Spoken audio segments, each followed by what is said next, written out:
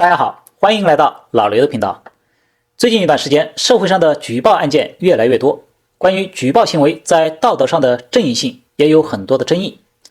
有些人认为，举报者举报违法行为是在维护法治，是正义的。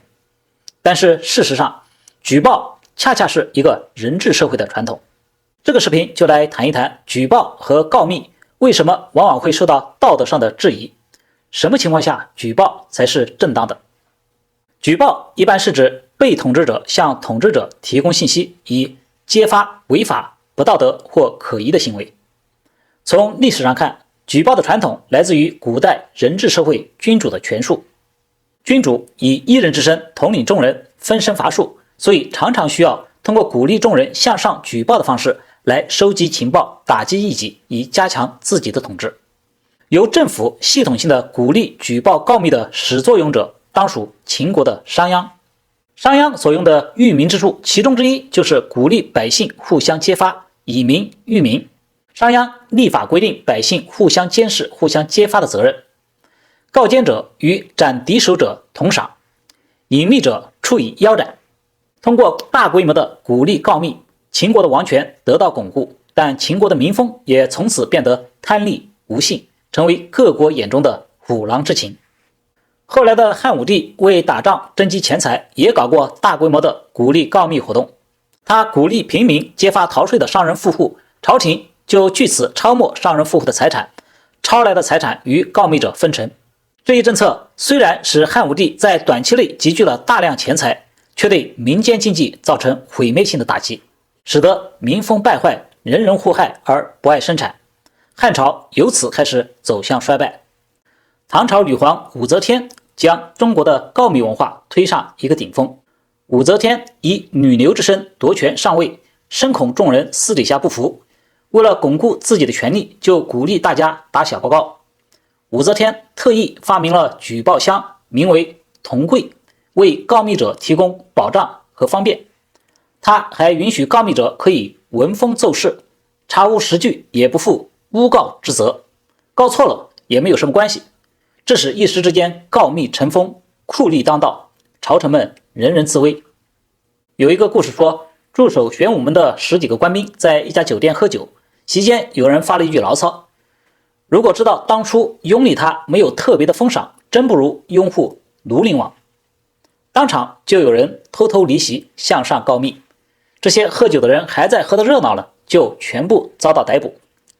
发牢骚的人被处斩，其他人因为知反不告也都被绞杀，而告密者被封赏为五品高官。明太祖朱元璋更可以堪称是中国举报告密文化的专业级教父。朱元璋以草根之身登上皇位，对自己的权位有着深深的不安全感，所以他不仅鼓励百姓告密，以民告官，还布置大量的特务来监视官员。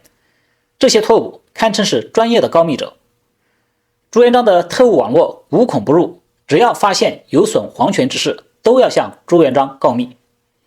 百姓告密和特务告密相结合，对官员们形成了巨大的威慑力。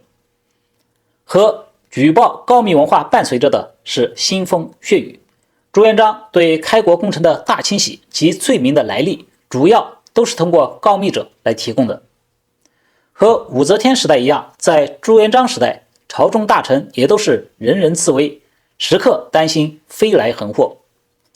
明朝晚期的大太监魏忠贤更是将这个举报告密的文化发挥得淋漓尽致。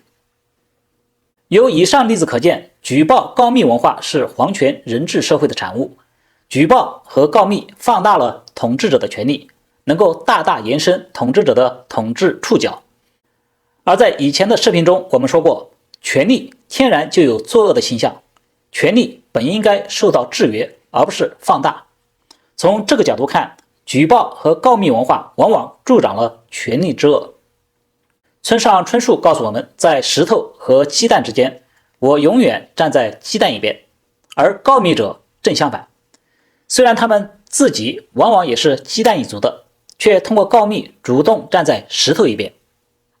对鸡蛋来说，告密是害人害己的蠢行。很多人回忆，在反右运动时，那些举报别人的人最后都逃不了自己也被打为右派的命运。在正常的法治社会，法律的维护主要是依靠专业的执法人员，很少会依赖于鼓励人们互相举报的文化。这是因为，如果鼓励人们互相举报，看似可以使法律执行得更彻底，使社会无死角，这样执法者是轻松了，但却往往会败坏社会风气，带来严重的社会伦理问题。举报风的盛行，相当于把整个社会变成一个人人互相监视的大监狱。这和在社会上遍布摄像头的道理是类似的。无处不在的摄像头虽然可能有助于打击犯罪，但它也会极大地侵犯人们的隐私。举报文化带来的弊端可以总结为3条。第一，举报文化会导致恶政，导致执法机关过度监管和选择性执法等问题。如果一条法律使人民普遍性违法，要依靠举报才能得以实行，说明这条法律本身可能就有不合理的地方，可能是泛道德化的法律，甚至本身就是恶法。绝大多数需要靠举报来定罪的罪案是言论罪、思想罪，或者是其他处于灰色领域的罪行。在历史上，举报风的盛行和酷吏的出现总是相伴相生的。第二，举报文化会制造刁民和暴民，导致公器私用和司法资源的滥用。举报盛行时，一些人在与他人发生纠纷时，很容易就会想到通过诬告、举报召唤公权力来压制对方，公器私用会因此蔓延。举报还会给举报者带来权力的幻觉，使举报者从中得到借刀杀人的快感。在网络社会，举报门槛很低，很容易蜕变为在虚拟空间下多数人的暴力。最后也是最重要的，举报文化会导致普遍的对社会信赖机制的摧毁。社会的良性运转很大程度上依赖于人与人之间的互爱与互信。举报文化鼓励人与人之间的互相揭发，会激发人性的卑劣，摧毁人们之间基本的信任。在举报盛行的地方，无法形成一个自由、宽容和良善的社会。说到这里，我们可以再来看看举报和告密这2个词的区别。一般来说，举报这个词涵盖的范围要广一些，而告密可以说是举报中最坏的一种。告密中的密字可以有2种解释。第一种解释是告密者的动机往往是出于私利而非公益，所以告密者往往会尽力隐秘自己的身份。第二种解释是告密者往往是利用了对方对自己的信任，才能获得一些私密的信息用于告密。这2种解释都使告密比起一般的举报来更为恶劣。那么问题来了，如果我的举报动机是出于公益而非私利，我也没有利用别人的信任来出卖别人，我的举报是不是就一定没有问题，就是值得鼓励的呢？其实也未必，这要看你举报的是不是确实的危害社会安全的罪行，你向之举报的机构是不是一个你可以信任的，总体上是在维护正义的机构。在一个复杂的社会环境中，这些问题经常都是令人怀疑的。一不小心，一个看似正义的举报就会被人利用，沦为权力的打手。举报行为在本质上是一个人借由公权力对另一个人的干涉，是一个人利用公权力来打击自己看不顺眼的人。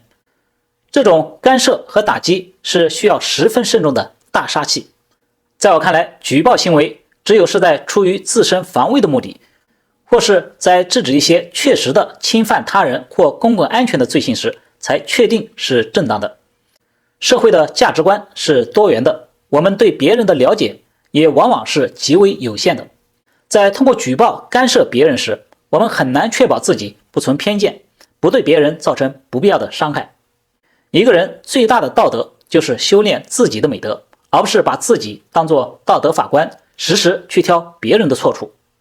鼓励每个人做好自己，而不是鼓励每个人以自己的价值观去纠正别人，才能造就一个自由、宽容和良善的社会。好莱坞电影《Scent of a Woman》，大陆译为闻香是女人，这是一部涉及举报与道德责任的好电影。电影里，查理是一个对自己有着极高道德要求的高中生。查理见证了几个学生针对校长的恶作剧，但在校长的威逼利诱下，查理宁愿牺牲自己的前途，也不愿出卖别人。